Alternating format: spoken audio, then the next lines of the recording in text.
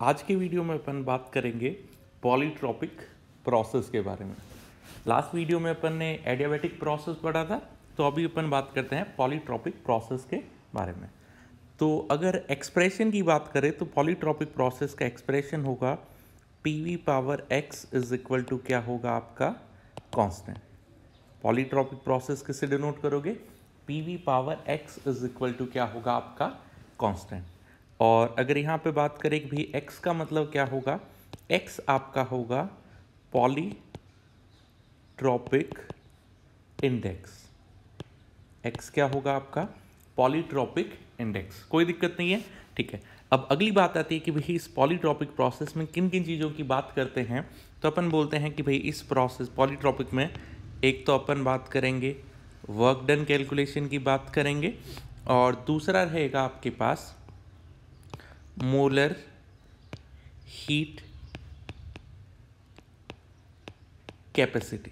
Second चीज़ क्या बात करेंगे? वर्क डन, और सेकंड रहेगा आपका मोलर हीट कैपेसिटी। वो इस आज के वीडियो में अपन बात करने वाले हैं, ठीक है। अब वर्क डन वगैरह क्या होता है, उनसे पहले अपन एक बार वापस से रिवाइज कर लेते हैं कि भाई अपन ने कौन कौन से प्रोसेस पढ़े थे और उनके मैथमेटिकल एक्सप्रेशन क्या थे। तो सबसे पहला प्रोसेस पढ़ा था अपन ने PV इज इक्वल टू क्या पढ़ा था अपन ने? कांस्टेंट। सेकेंड प्रोसेस पढ़ा था अपन ने PV power gamma is equal to क्या आया था आपका? कांस्टेंट। एक और प्रोसेस था जिसमें पढ़ा था अपन ने P into V power 0 is equal to क्या था आपका? कांस्टेंट। और एक और था जिसमें अपन ने बोला था वॉल्यूम इज इक्वल टू क्या है आपका? Constant. Volume is equal to क्या है? कांस्टेंट, ठीक है। अब अगर volume is equal to constant को अपन एक और चीज़ लिख सकते हैं, P into V power infinite is equal to क्या आ जाएगा आपका? कांस्टेंट। तो अगर अपन यहाँ पे बात करें कि भाई इन प्रोसेस के लिए अगर अपने को पॉलीट्रॉपिक इंडेक्स डिफाइन करना हो तो अपन क्या बोलेंगे? x is equal to 1, x is equal to गामा, x इज इक्वल टू 0 और x इज इक्वल टू क्या आ गया? इन्फिनिटी। इतने में कोई दिक्कत नहीं है, इतनी बात क्लियर हुई। और अगर PV is equal to constant है, इसका मतलब कौन सा प्रोसेस है आपका? आइसो थर्मल प्रोसेस है। PV पावर गामा है, इसका मतलब कौन सा प्रोसेस है? एडियाबैटिक प्रोसेस है। और PV पावर 0 मतलब प्रेशर कांस्टेंट है, इसका मतलब क्या हुआ? आइसो बारिक प्रोसेस है। और वॉल्यूम अगर कांस्टेंट हुआ, इसका मतलब कौन सा प्रोसेस है? आइसो कोरिक प्रोसेस है। कौन सा प्रोसेस आ गया आपका? आइसोकोरिक प्रोसेस आ गया। तो अभी तक अपन ने अगर स्पेसिफाई बाय नेम बात करें तो अपन ने 4 प्रोसेस की बात की थी, कोई प्रॉब्लम नहीं है। अब होता क्या है आपके पास कि भाई ऐसे तो अपने पास इनफाइनाइट प्रोसेस है, तो अपन सबका तो नाम डिफाइन करेंगे नहीं, अपन सिर्फ इन 4 का नाम डिफाइन करते हैं कि भाई आइसोथर्मल क्या हुआ, एडियाबैटिक क्या हुआ, आइसोबारिक क्या हुआ, आइसोकोरिक क्या हुआ। इन 4 के अलावा जो भी प्रोसेस आएगा उसको अपन PV power x is equal to constant की टर्म में डिफाइन करेंगे और उसका नाम क्या बोल देंगे कि भाई साहब इसका नाम क्या है आपका? पॉलीट्रॉपिक प्रोसेस है। इतनी बात क्लियर हुई सब लोगों के? कोई प्रॉब्लम नहीं है, ठीक है। तो अब बात करते हैं कि भाई पॉलीट्रॉपिक प्रोसेस में वर्क डन क्या होगा। सबसे पहले बात करते हैं अपन पॉलीट्रॉपिक प्रोसेस में आपके पास वर्क डन का क्या वैल्यू होगा। अब अगर बताइए एडियाबैटिक प्रोसेस है, PV power gamma is equal to constant. Adiabatic process में वर्क डन क्या बोला था? Work done is equal to अपन ने बोला था P2V2 माइनस P1V1 अपॉन क्या आया था आपका? Gamma minus 1। तो सेम स्टोरी यहाँ पे होगा। पॉलीट्रॉपिक में भी स्टोरी क्या है? सेम है। वहाँ पे गामा था, इधर क्या आ जाएगा आपका? x आ जाएगा। तो डेरिवेशन आपका सेम होगा। डायरेक्टली अपन बोल सकते हैं कि भाई वर्क डन क्या होगा आपका? W is equal to W is equal to P2V2 minus P1V1 divided by क्या आ जाएगा आपका? x minus 1। और जहाँ पे x क्या है आपका? Polytropic index. x क्या है आपका? Polytropic index. और अपन बोलते हैं कि भाई ये फॉर्मूला मैथ्स वगैरह थोड़ा बहुत पढ़ा होगा आपने, बेसिक मैथमेटिक्स या वहाँ पे, कि भाई ये टर्म डिफाइन होना चाहिए। ये टर्म कब डिफाइन होगा? अगर आपका x is not equal to क्या होगा? 1। अगर आप x is equal to 1 consider कर लेते हो तो क्या आ जाएगा आपका, x इज इक्वल टू 1 का मतलब आइसोथर्मल प्रोसेस, और वैसे भी बोलते हो कि भाई 1/0 क्या हो जाएगा आपका, नॉट डिफाइंड। तो पॉलीट्रॉपिक प्रोसेस का वर्क डन सबको फॉर्मूला याद रहेगा, P2V2 minus P1V1 divided by x minus 1। x क्या है आपका पॉलीट्रॉपिक इंडेक्स, और अगर इसी को दूसरी टर्म में भी आप अगर लिखना चाहो तो इसी को क्या लिख सकते हो, वर्क डन का एक और formula NR T2 minus T1 divided by क्या आ जाएगा आपका x माइनस 1। इन दोनों में से कोई भी फॉर्मूला यूज़ करना। और अगर पेपर की बात करें तो अपने पास क्या आता है, अगर वर्क डन पूछे तो डायरेक्टली फॉर्मूला बेस्ड क्वेश्चन आएगा। वर्क डन जब भी अगर क्वेश्चन आए तो अपने पास क्या आएगा, डायरेक्टली फॉर्मूला बेस्ड क्वेश्चन आएगा। तो पॉलीट्रॉपिक प्रोसेस में वर्क डन बता सकते हो, कोई प्रॉब्लम नहीं है, ठीक। अब वर्क डन के बाद आता है नेक्स्ट पार्ट, आता है आपका molar heat capacity. Next part क्या आता है आपका, मोलर हीट कैपेसिटी। तो सबसे पहले तो अपन बात करते हैं कि भाई मोलर हीट कैपेसिटी का मतलब क्या हुआ। तो अगर कोई भी टर्म आए उसके आगे क्या लिख दिया, मोलर, इसके लिए इसका मतलब क्या हुआ, आप किसके लिए बात कर रहे हो, 1 मोल सब्सटेंस के लिए बात कर रहे हो। अब अगर बात करें कि भाई हीट कैपेसिटी, हीट कैपेसिटी का मतलब क्या हुआ, 1 डिग्री से आपका टेम्परेचर चेंज होना चाहिए। 1 डिग्री से क्या होना चाहिए, टेम्परेचर चेंज होना चाहिए। तो अगर कोई बोले कि भाई मोलर हीट कैपेसिटी का मीनिंग क्या हुआ, तो मोलर हीट कैपेसिटी का मतलब हुआ amount of heat required to change the temperature of substance by 1 degree. और अगर मोलर दिख दिया जाए तो वो अमाउंट कितना, मतलब आप किसके लिए बात करोगे, 1 मोल सब्सटेंस का टेम्परेचर कितने से चेंज कर रहे हो, 1 डिग्री से आप चेंज कर रहे हो। क्लियर हुआ, कोई दिक्कत नहीं है, ठीक है। अब बात करते हैं कि भाई इसकी क्या वैल्यू होगी। एक्चुअली इसके बहुत सारे डेरिवेशन के अलग अलग फॉर्म रहते हैं, बट अपन एकदम शॉर्ट वाला याद रखेंगे कि भाई इसका डेरिवेशन वगैरह क्या होगा। तो अपने को पता है, अगर अपन बात करें, अपने को पता है फर्स्ट लॉ ऑफ थर्मोडाइनमिक्स क्या बोलता है आपके पास, कि delta U is equal to Q plus W। कोई दिक्कत नहीं। अब Q का मतलब हीट हो गया, W का मतलब वर्क डन, डेल्टा U का मतलब क्या हो गया, चेंज इन इंटरनल एनर्जी। इतने में कोई प्रॉब्लम नहीं है। तो अपने को वर्क डन का थोड़ी देर पहले अपन ने फॉर्मूला लिखा था कि W इज इक्वल टू, क्या लिखा था अपन ने, NR T2 माइनस T1, तो उसको डेल्टा T लिख सकते हैं, डिवाइडेड बाय क्या आ जाएगा आपका x माइनस 1, डिवाइडेड बाय क्या हो जाएगा, x माइनस 1। कोई दिक्कत नहीं है।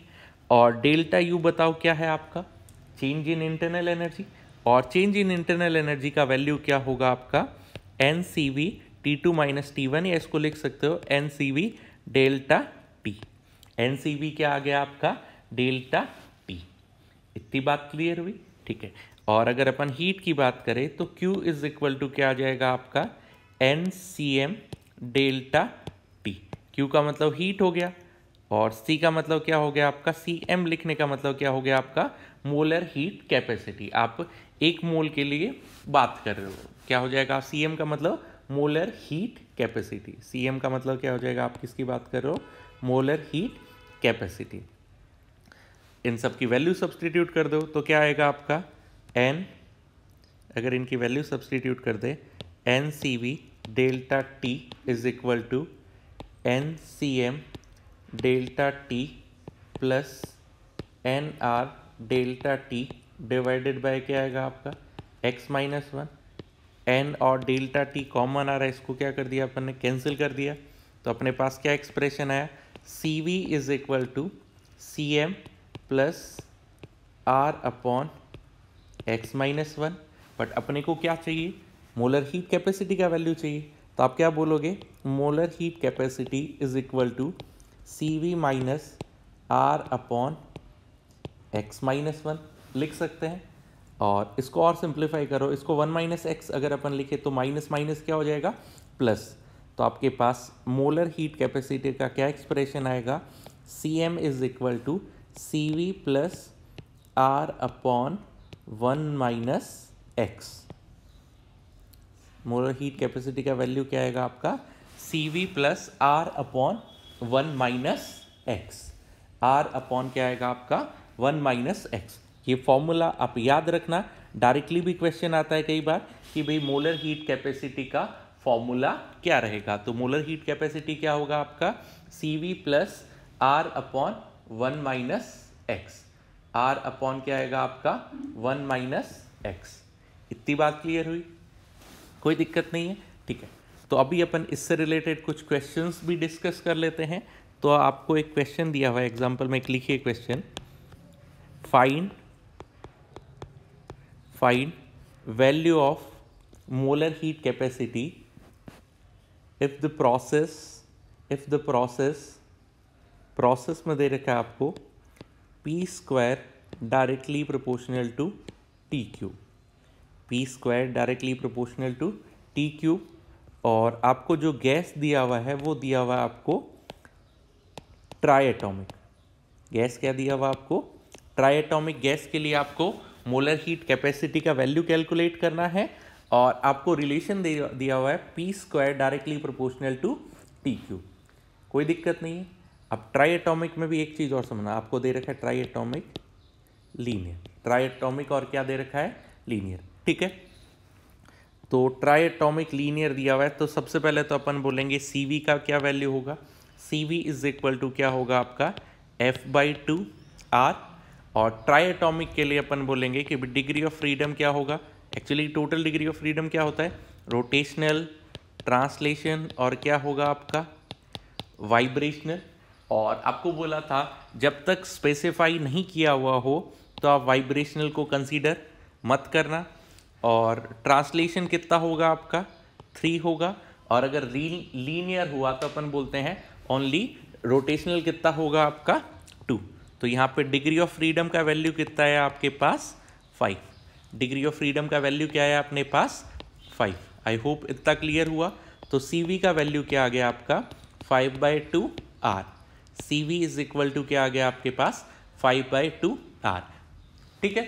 तो अभी अपने को क्या करना है कि भाई P square directly proportional to T cube है, इसको अपने को कन्वर्ट करना है PV power X is equal to constant की फॉर्म में, ठीक है। अब देखते हैं कैसे इसको कन्वर्ट करते हैं।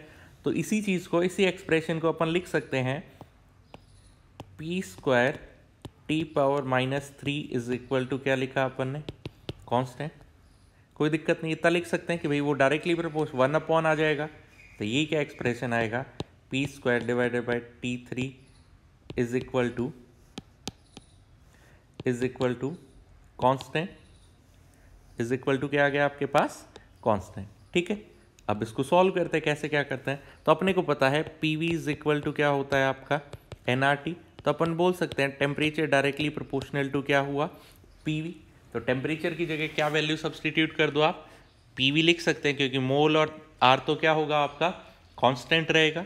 तो अपन ने लिखा P square PV power -3 is equal to क्या आया आपका कांस्टेंट आया। इसको और सॉल्व करते हो तो P पावर क्या होगा आपका 2 - 3 into V power -3 is equal to क्या आया आपका कांस्टेंट आया। और सॉल्व किया तो P -1 V power -3 is equal to क्या आया आपका कांस्टेंट। और सॉल्व किया तो क्या आएगा आपका PV power 3 is equal to क्या है आपका कांस्टेंट। इतनी बात क्लियर हुई सब लोगों को कि भाई अपने पास फाइनल रिलेशन क्या आ गया, pressure into volume power 3 is equal to क्या है आपका कांस्टेंट। और अगर इसको अपन कंपेयर करें पॉलीट्रॉपिक प्रोसेस के साथ तो अपने को क्या पता चला x is equal to 3। Polytropic index का वैल्यू कितना है अपने पास 3। क्लियर हुआ।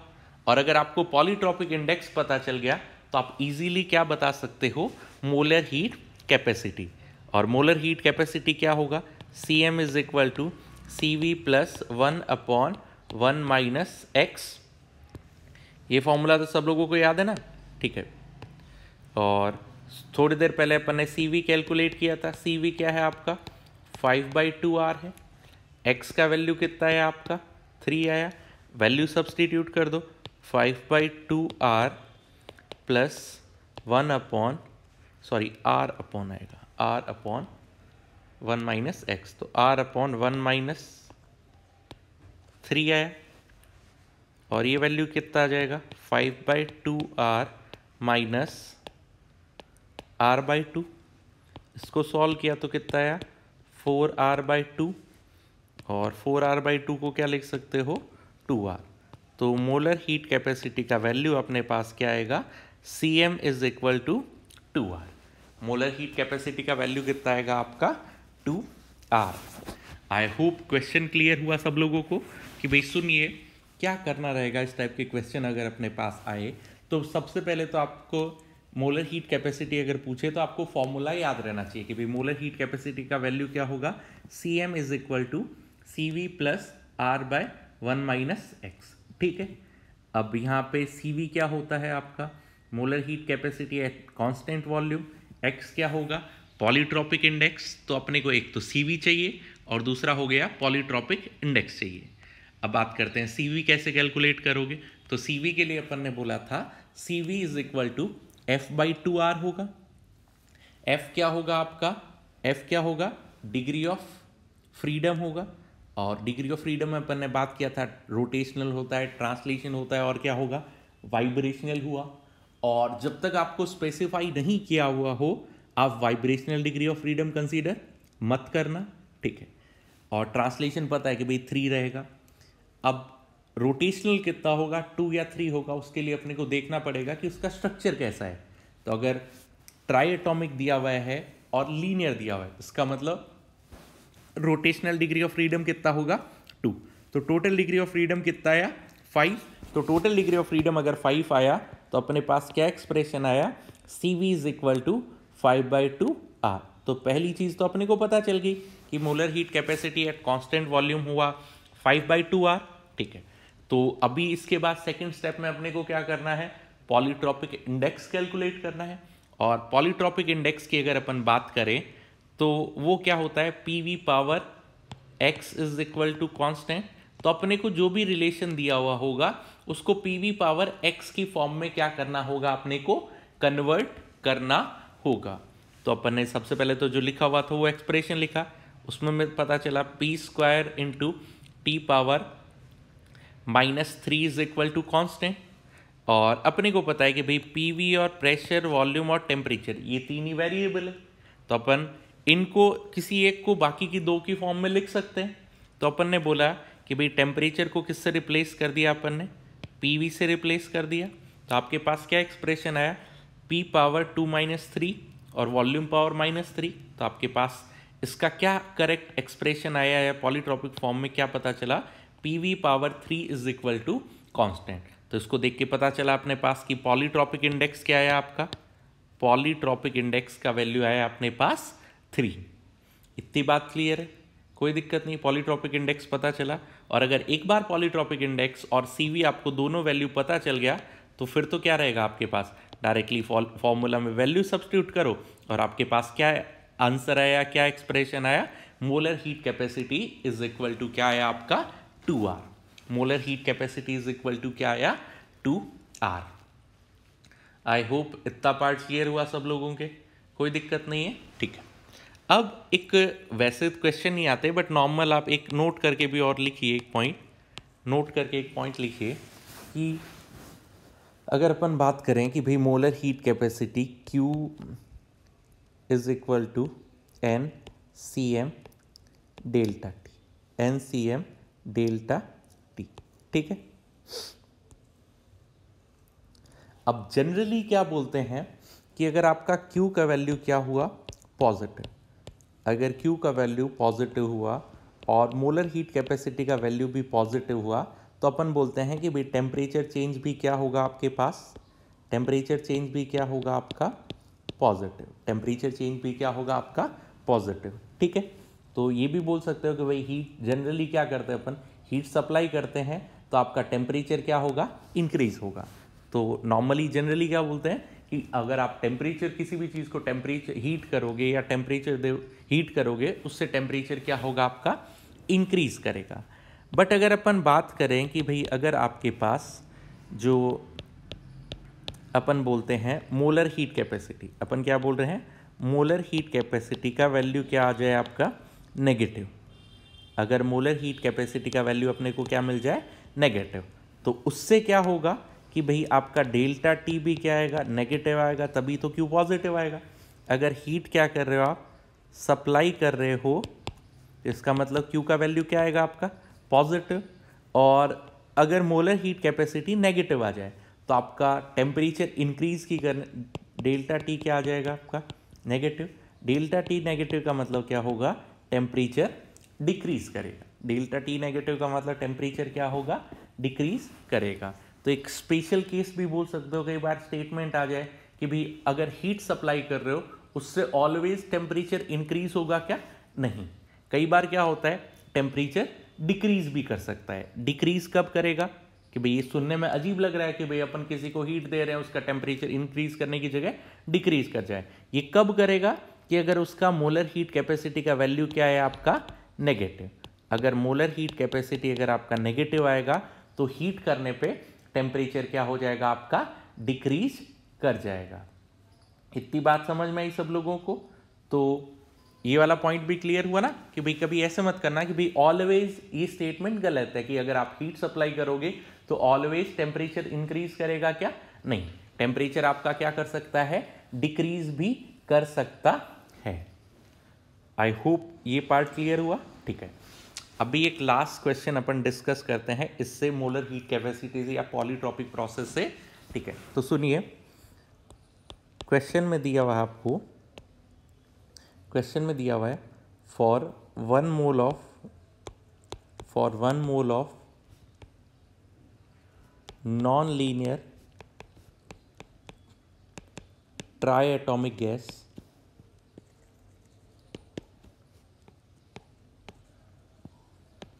फॉर मत करो या ऐसे लिख देना, if one mole of non linear triatomic gas expanded according to following process, पहला प्रोसेस है P square directly proportional to T square.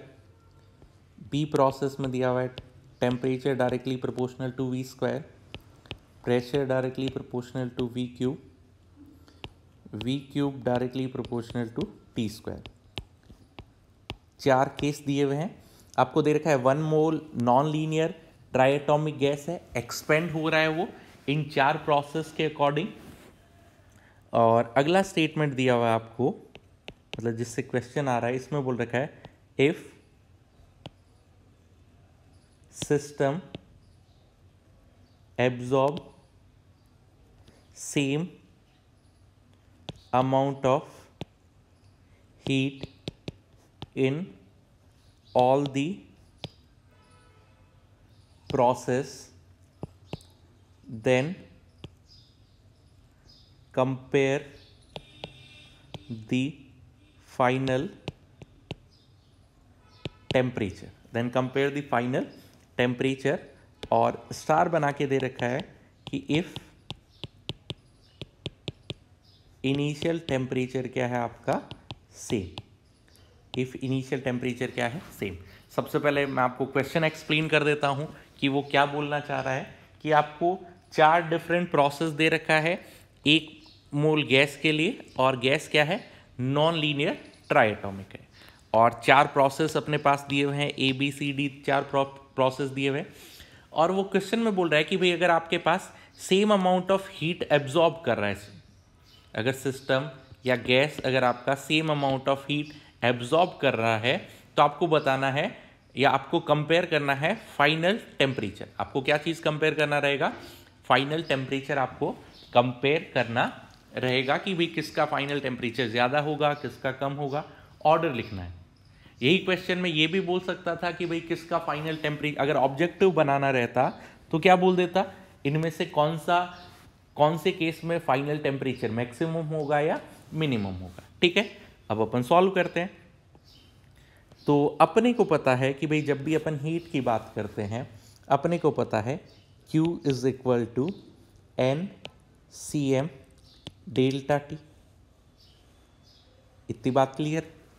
अब आपको चेक करना है कि भाई वो बोल रहा है क्वेश्चन में कि भाई आप हीट सेम सप्लाई कर रहे हो, ठीक है, मोल भी आपके पास सेम है, आपको कंपेयर करना है डेल्टा टी।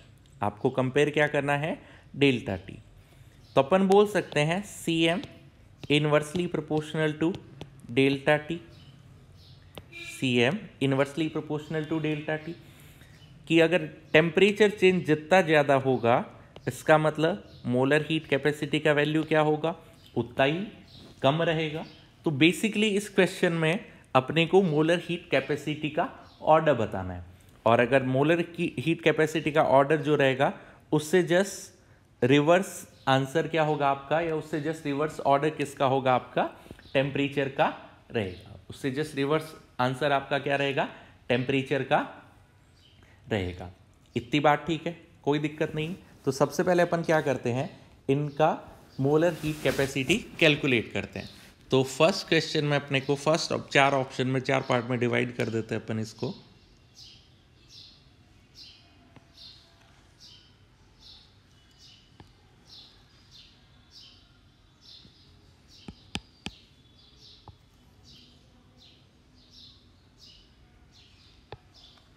चार पार्ट में अपन इसको डिवाइड कर लेते हैं और अपन क्या कैलकुलेट कर लेते हैं। सबसे पहले पार्ट में मोलर हीट कैपेसिटी का वैल्यू क्या रहेगा।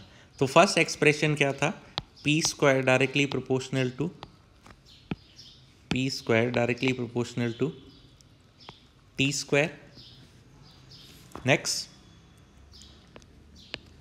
T directly proportional to V cube, pressure directly proportional to V cube directly proportional to T square. ठीक है, तो अपन देखते हैं पॉलीट्रॉपिक प्रोसेस वाला क्या आपके पास क्या कुछ रहेगा। इसको देख के क्या पता चला अपने को, pressure directly proportional to temperature, pressure directly proportional to क्या है, टेम्परेचर। इसका मतलब वॉल्यूम इज इक्वल टू क्या है आपका, कांस्टेंट। वॉल्यूम कांस्टेंट हुआ तो इसका मतलब Cm इज इक्वल टू क्या आएगा आपका, Cv। Cm is equal to क्या है आपका, Cv। या वैसे भी बोल सकते हो वॉल्यूम कांस्टेंट हुआ तो आपका x का वैल्यू क्या है, इनफाइनाइट। तो जो Cm is equal to Cv plus R upon 1 minus x लिखते हो तो ये टर्म कितना हो जाएगा आपका, ज़ीरो। ये टर्म क्या हो जाएगा आपका, ज़ीरो। तो फर्स्ट प्रोसेस सब लोगों को क्लियर हुआ कि फर्स्ट प्रोसेस में क्या पता चला, वॉल्यूम आपका कांस्टेंट है। वॉल्यूम कांस्टेंट हुआ तो मोलर हीट कैपेसिटी किसके इक्वल हो जाएगा, Cv के इक्वल हो जाएगा। आई होप पहला पार्ट क्लियर हुआ। ठीक, अब दूसरे केस में देखते हैं। सेकंड केस में दिया हुआ है अपने को कि temperature directly proportional to V cube. तो इसी को क्या लिख सकते हैं अपन, इसी को लिख सकते हैं temperature into V power -3 is equal to क्या है आपका, कांस्टेंट। टेम्परेचर को क्या लिख सकते हैं अपन, अपने को पता है PV directly proportional to temperature. तो टेम्परेचर को क्या लिख सकते हैं अपन, PV into V power -3 is equal to क्या है आपका, constant. P into V power -2 is equal to क्या है आपका, कांस्टेंट। ये एक्सप्रेशन क्लियर हुआ। रिलेशन पता चला कैसे प्रेशर और वॉल्यूम में कन्वर्ट किया। अपन ने टेम्परेचर को किससे रिप्लेस कर दिया, पीवी से रिप्लेस कर दिया। नेक्स्ट सेकंड में क्या रिलेशन आया, सेकंड की अगर अपन बात करें, सेकंड में पता चला pressure into V -3 is equal to क्या है आपका, कांस्टेंट। इसमें कुछ कन्वर्ट करने की जरूरत ही नहीं पड़ी, डायरेक्टली अपने को पता चल गया। नेक्स्ट क्या है आपका, T power -2 into V power 3 is equal to क्या है आपका, कांस्टेंट आया। इसी को लिख सकते हो आप P V power -2 into V power 3 is equal to क्या है आपका, कांस्टेंट। P -2 वॉल्यूम -3 और +3 तो क्या है, -1 इज इक्वल टू कांस्टेंट। और सिंप्लीफाई किया तो क्या आएगा, P square V is equal to constant. Polytropic form में कन्वर्ट किया तो P V power half is equal to क्या है आपका, constant. P V power half is equal to क्या है अपने पास, कांस्टेंट। आई होप इतना पार्ट क्लियर हुआ कि कैसे अपन ने पॉलीट्रॉपिक फॉर्म में कन्वर्ट किया जो भी अपने को एक्सप्रेशन दिया हुआ था। ठीक है, इसके बाद अगर अपन बात करें नेक्स्ट पार्ट में कि भाई इनका पॉलीट्रॉपिक इंडेक्स क्या रहेगा, तो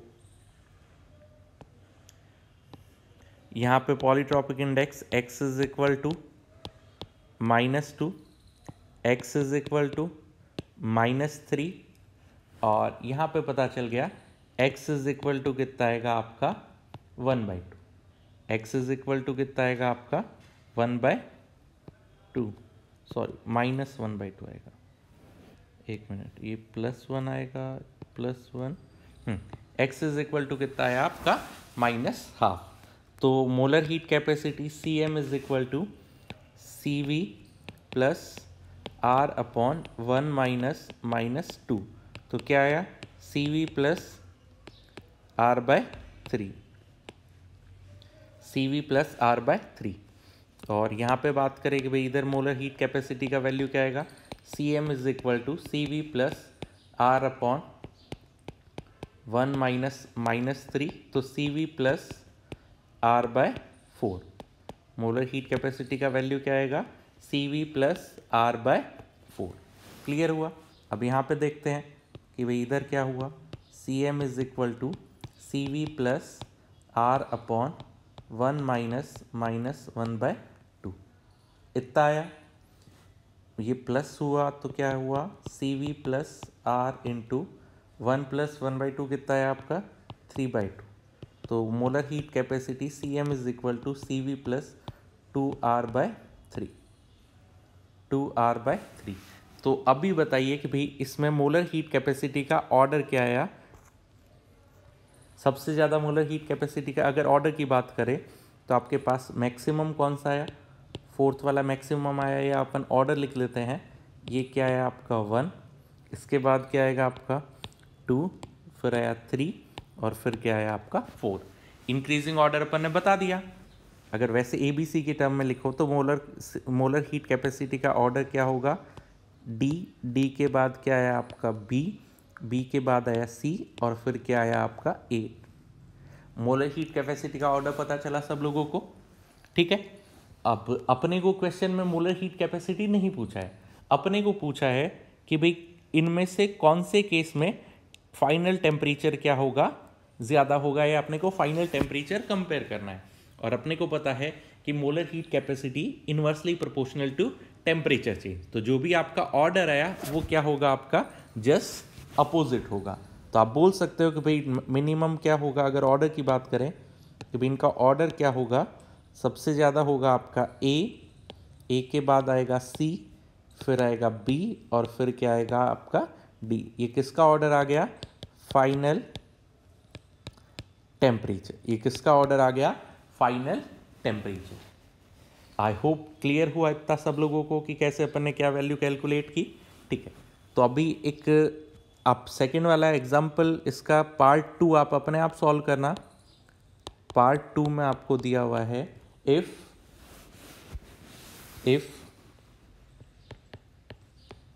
डेल्टा T सेम है देन कंपेयर हीट एब्जॉर्ब।